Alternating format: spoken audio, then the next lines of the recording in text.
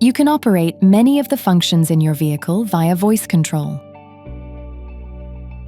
To do this, start the Audi Assistant with a voice command, such as the activation word, "Hey Audi, take me to Ingolstadt."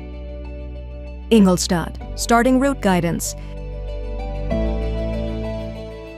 Or activate the Audi Assistant using the button on the steering wheel. Change the interior lighting to red. Okay, I will set this color.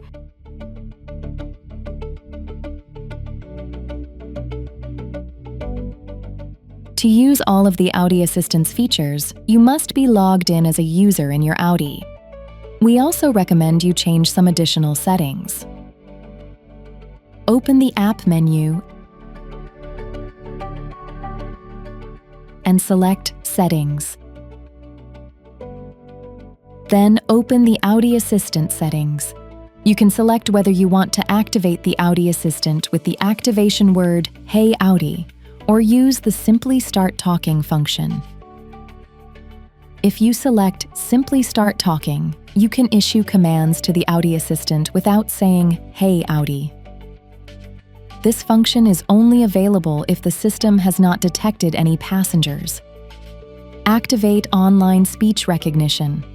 Online processing significantly improves speech recognition and the navigation destination search, and also enables many questions to be answered using AI. Hey Audi, how tall is the Eiffel Tower? According to Wikipedia, the Eiffel Tower is 330 meters tall.